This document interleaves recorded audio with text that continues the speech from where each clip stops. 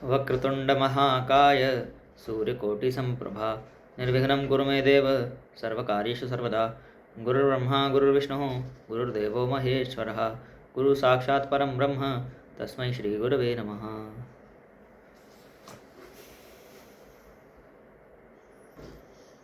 So in the page 8 we saw कि Rama has some questions, उनके मन में कुछ डाउट्स हैं, so he is explaining. So let's continue. चित्तं कारणम् अर्थानां तस्मिन् सति जगत्त्रयं तस्मिन् क्षीणे जगत्क्षीणं तत् चिकित्सयं प्रयत्नतः। राम ने आगे कहा, ज्ञान के भयावह शत्रु अहम को अस्तित्व ग्रहण करते हुए देखता हूँ तो मैं हतप्रभ और त्रस्त हो उठता हूँ। यह अज्ञान के अंधकार में जन्म लेता है और अज्ञान में ही फलता फूलता है। यह असंख्य आपराधिक प्रवृत्तियों और कार्यों का मूल है। निश्चय ही सभी प्रकार की यातनाएं इस अहम की देन है। मनोव्यथा का भी यही एकमात्र कारण होता है। अहम से पीड़ित होने वाला मैं होता है। मैं समझता हूँ कि अहम ही मेरा सबसे बड़ा रोग है। हर्ष मनोरंजन के सांसारिक पदार्थों का जाल फैलाकर यही अहम प्राणियों को फंसा लेता है। सचमुच संसार की सभी महामारियों को जन्म देने वाला यही अहम है।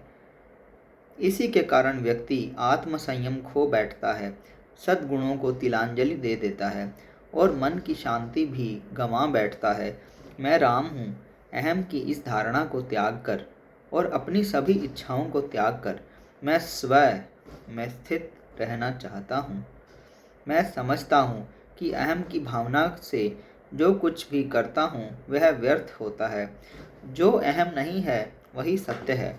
जब मैं अहम से प्रभावित होता हूँ तो दुखी रहता हूँ और जब अहम से अप्रभावित रहता हूँ तो सुखी रहता हूँ।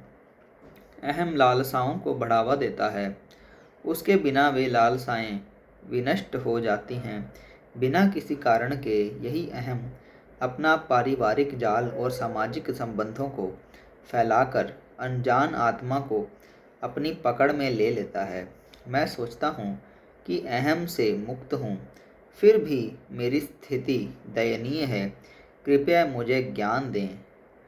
जिन्हें संत पुरुषों की सेवा और संगति प्राप्त नहीं होती वे मलिन मस्तिष्क पवन की तरह चंचल रहते हैं। उन्हें जो भी मिलता है उससे वे असंतुष्ट रहते हैं और दिन प्रतिदिन और अधिक अस्थिर और व्यग्र होते जाते हैं। जिस प्रकार छलनी कभी जल से नहीं भरती, उसी प्रकार चाहे जितने सांसारिक पदार्थ क्यों ना उपलब्ध हो जाएं, मन को उनसे कभी संतुष्टि नहीं मिलती है। मन हंस हर समय चारों ओर भागता रहता है, परंतु उसे सुख कहीं नहीं मिलता। आगे चलकर नरक में मिलने वाली घोर यातनाओं से बेखबर मन यहाँ सुख के लिए आतुर है, लेकिन उसे वह प्राप्त नहीं कर पाता। अपनी स्वतंत्रता खो चुके तथा पिंजरे में बंद बाघ की तरह मन सदा अस्थिर रहता है। उसे अपनी वर्तमान स्थिति में सुख सुलभ नहीं। पूज्यवर, अपने मन द्वारा बुने हुए जाल की इच्छा रूपी गांठों में मैं जकड़ा हूँ। जिस प्रकार नदी का तेज प्रवाह अपने तट पर जमे वृक्षों को उखाड़ देता है, उसी प्रकार अस्थिर मन ने मेरे पूरे अस्तित्व को उखाड़ दिया है।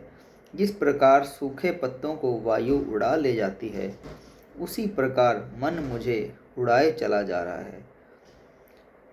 यही वह मन है जो संसार के सभी पदार्थों का एकमात्र कारण है।